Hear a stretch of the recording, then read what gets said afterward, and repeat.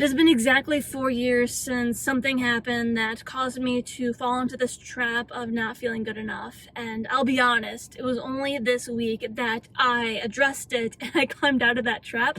And I need to share this with you because I've been ashamed for a really long time. And when this happened, I even lied to all of my friends and family about how it played out, but I'm ready to tell the full version of what happened. Okay, so here we go.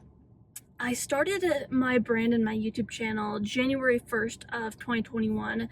This was my last semester of college, and so I was planning to graduate in May.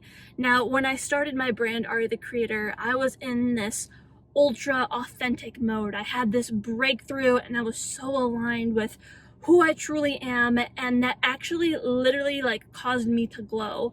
I remember just walking around my college campus and people were noticing me, and I could tell that they noticed the glow. I would walk into a pizza shop and this guy was staring at me, and it wasn't in a creepy way, but I could tell that he saw my essence, he saw my aura, and I felt like Jesus at the time. But anyway, I always had this vision of me ever since I started college to give the commencement speech at graduation. I always had this picture in my mind, and I thought it would just, I don't know, I felt like I was made for it. I felt like I could really give a solid message that could inspire a graduating class to, really start the next chapter of their life on the right foot. And so I got an email from my university that they were taking applications. And so I applied, my application was approved, and they set up an interview. Now, I never mentioned this before on my channel. I actually posted one video about it, but I have this innate gift for spoken word poetry. I don't embrace it enough as I should, but I'm really good at just giving spoken word. When I was living in Australia, every Tuesday they would have spoken word at this really awesome hipster cafe, and man, I was in my zone. I would just get so into it, so passionate. It is truly a gift. You can watch this video where I share a piece. But anyway, I wrote a spoken word poem for the commencement speech, and what inspired me was that I saw a YouTube video of a Harvard graduate giving spoken word, and it just really resonated, and it was so authentic and real, and it just hit so much deeper, in my opinion, than regular words could. And so I wrote this bomb-ass commencement speech. There was so much value in it. It was so authentic, and honestly, this is my opinion, I think it was better than the Harvard speech. There was history. It wasn't this cute poem. There was history of the university. It was so relevant to the year 2020. It was the university's bicentennial, and so it was all incorporated in there very beautifully. I actually recorded myself giving it, and it used to be on private on my YouTube channel, but I'm gonna publish it, and you can actually watch it here. You can share your opinion on that speech. But anyway, I got an interview, and I got on this Zoom with probably 8 faculty members, and I gave the spoken word poem, and they were all astonished. They were blown away because this poem was so good. I was so in my zone. And so what happened was, a few days later, I got an email, and the email read, you've been selected to, I forget exactly how it was worded, but basically it said, you've been selected for the commencement speech. And I stopped reading the email there, and I was just so happy. I was ecstatic. I was blissful. And I rode around my university on my longboard, and this was during COVID, so it was totally empty, but I felt like I owned the campus. I was so happy. I told my friends about it. I called my mom, and when I called my mom, I've never heard her so happy. She was jumping up and down, and it sounded like she wanted to cry, but she was like, "Oh my God, I'm so proud of you. Oh my God." And she just got so happy, and I've never heard her so proud of me. And it really lit my heart up. And so, I was riding around the university on my longboard, and I eventually got back to my apartment, and I looked at the email, and it actually said, you've been selected for the commencement speech, but I forget how it was worded. It was actually very misleading. It said, it was something along the lines of you're considered for the next round. And I saw that, and I was like, oh crap, I actually wasn't officially selected. And so my vibration dropped, and I started losing hope. I was like, oh fuck, if I don't get selected, I have to tell my friends and family that I'm actually not doing it. So I think what happened is that I was no longer a vibrational match. I think it was like the energy I was putting out, because I'm reading this book right now by Dr. Joe Dispenza, which you should check out. But he talks about how your thoughts, what you think, sends out like this electric frequency, and your feelings is like a magnet. It attracts, your reality. So I think I was putting out thought signals and feelings that didn't attract the experience to me.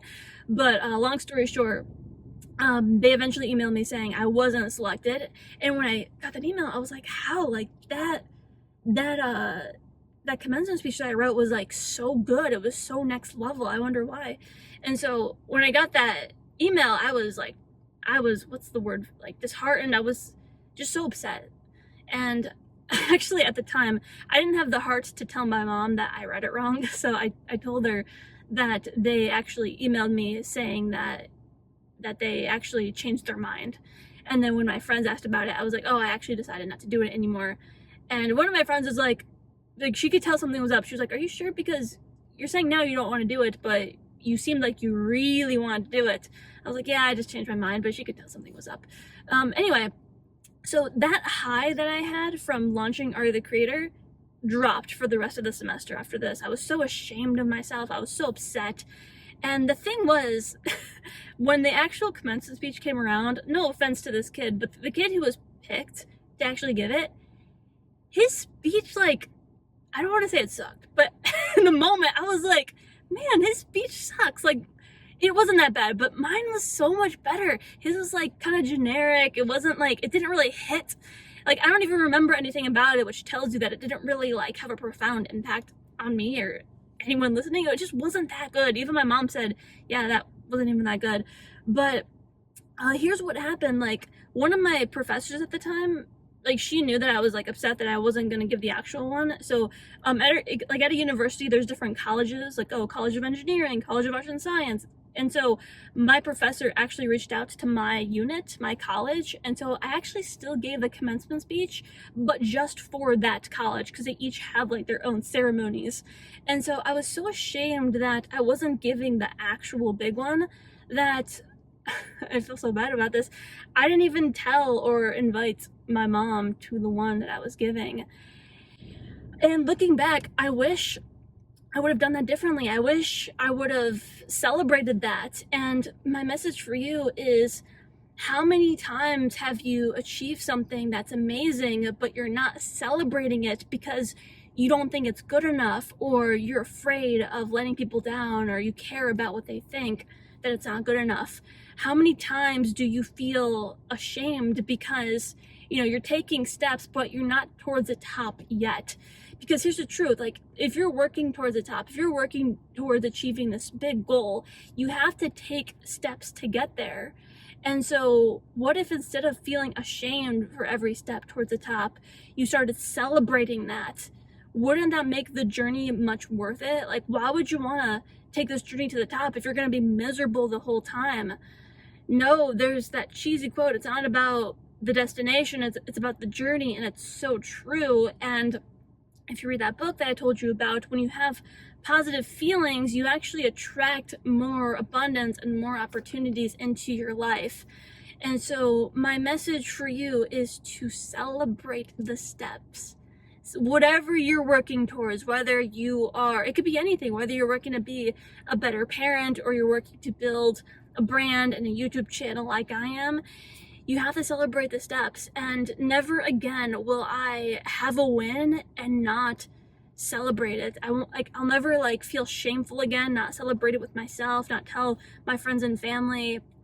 And same thing with failures, because that's part of the journey as well.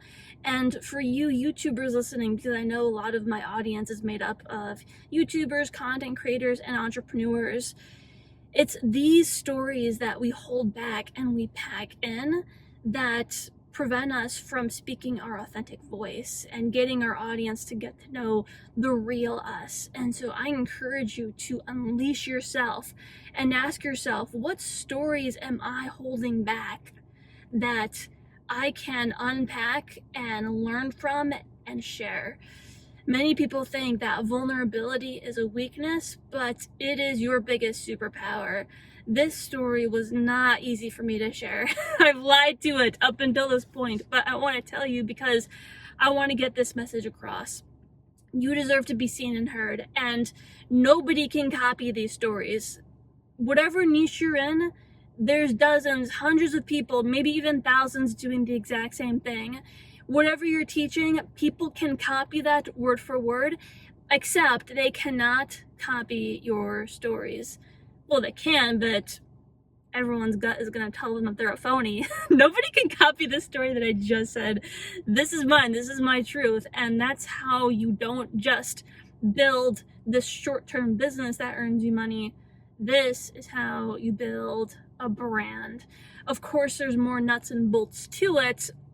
And if you want, you can actually check out the replay for my last free masterclass. The link is down below if you want to learn the nuts and bolts. But it's this, everyone, the vulnerability, the sharing your stories, extracting the wisdom and sharing that to your audience. That's truly how you build a brand, and also how you escape that trap of not feeling good enough. So I'm proud to say that I no longer feel ashamed. I feel so proud of myself, and yeah, I just feel proud, and I'm happy to continue moving forward. So thank you everyone for listening, and I'll see you for the next video. Thanks for watching.